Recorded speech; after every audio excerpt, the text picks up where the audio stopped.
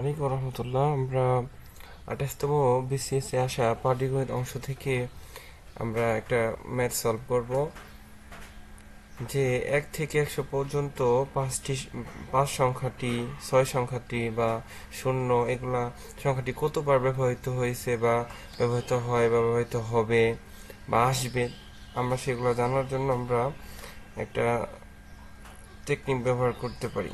টেকনিকটা যদি অনেক ইজি, সেটা হলো 1 থেকে 100 পর্যন্ত শূন্য, তারপরে 1 থেকে 100 পর্যন্ত শূন্য আসবে 11 বার, তারপরে 1 থেকে 100 পর্যন্ত 1 আসবে 21 বার,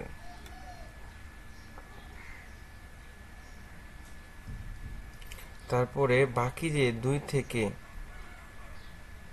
বাকি যে অঙ্কগুলো রয়েছে 2 থেকে 9 পর্যন্ত, এগুলা আসবে 20 বার, তাহলে আমরা অনায়াসে অ্যান্সার করতে পারি যে 1 থেকে 100 পর্যন্ত 5 সংখ্যাটি ব্যবহৃত হবে 20 বার। এখানে 9 আসতে পারে, এখানে 1 আসতে পারে, 0 আসতে পারে। আমরা দেখে নিব আমাদের এই টেকনিকটা, যে শূন্য আসছে বা আসবে ব্যবহৃত হয় 11 বার, 1 হলো 21 বার, আর 2 থেকে 9, 2, 3, 4, 5, 6, 7, 8, 9, এগুলা 20 বার আসবে। আশা করি বিষয়টা বুঝতে পেরেছি রহমতুল্লাহ। আমরা 34তম বিসিএস আসা একটা পাটিগণিতের একটা ম্যাথ সলভ করতে যাচ্ছি, যে 0, 1, 2 এবং 3 দ্বারা গঠিত 4 অঙ্কের বৃহত্তম ও ক্ষুদ্রতম সংখ্যার বিয়োগফল ও পার্থক্য কত। আমরা যদি বড় আকারে করতে চাই তাহলে করতে পারবো, যেহেতু বৃহত্তম, তাহলে কি এই যেভাবে আমরা সাজাতে পারি। তারপরে ক্ষুদ্রতম মানে কি 1টা আগে হবে, এটা আমাদের একদম ক্লাস 5 এর বেসিক, এরকম। তাহলে আমরা বিয়োগফল করলে আমরা যা পাবো তাই, যে শূন্যকে 10 হয়, 10 থেকে 3 বাদ দিলে হলো 1, 3, 11 থেকে 3 বাদ দিলে 8 হাতে হলো 1, 1, 2। এটা আমরা সিম্পল বিয়োগ যদি করতে পারি, যদি আমরা সিম্পল বিয়োগ করি তাহলে অ্যান্সার ইজ এটা।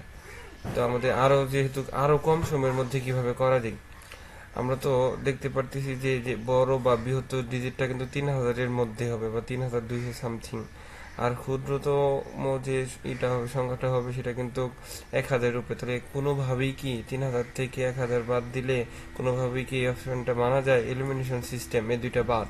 তাহলে আমরা এগুলো দুইটার মধ্যে 50-50-তে যাব। তারপরে আমরা একটা সহজ পদ্ধতি করতে পারি। আমরা দেখব যে এটার বৃহত্তরের প্রথমটা আমরা খেয়াল করি, আর মানে বৃহত্তরের প্রথমটা আর এটার প্রথমটা আমরা খেয়াল করতে পারি, যে আমরা যদি 3 থেকে 1 বাদ দিই 2, হ্যাঁ। এরপরে আমরা যদি খেয়াল করি যে পরের ওয়ার্ডটা আসলে কি, পরের ওয়ার্ডটা এই যে 2 আর এটারও 2, তাহলে আমরা বাদ দিতে পারি। আমরা সিম্পল ভাবে বিয়োগ করতে পারলেই আমাদের অ্যান্সারটা বের হয়ে যাবে। আমাদের এলিমিনেশন সিস্টেমটা মাস্ট বি দরকার হবে, কারণ কোনোভাবেই 3000 থেকে 1000 বিয়োগ করলে 3100 হয় না, বা 3000-এর কাছাকাছিও হয় না। তখন আমাদের এই দুইটার মধ্যে 50-50 থাকবে, আমাদের কারেক্ট অ্যান্সার ইজ এটা। আশা করি বিষয়টা আমরা বুঝতে পারতেছি। যদি পরীক্ষায় বৃহত্তম এবং ক্ষুদ্রতম সংখ্যার বিয়োগফল বলে, বৃহত্তমটা আমরা বড় থেকে সাজাবো এবং ক্ষুদ্রতমটা আমরা 1টা আগে নিব, তারপর শূন্য নিব। কোনোদিনও শূন্য আগে হবে না, শূন্য সবসময় এক সংখ্যার পরে বসবে। আশা করি বিষয়টা বুঝতে পারতেছি। শূন্য সবসময় এক সংখ্যার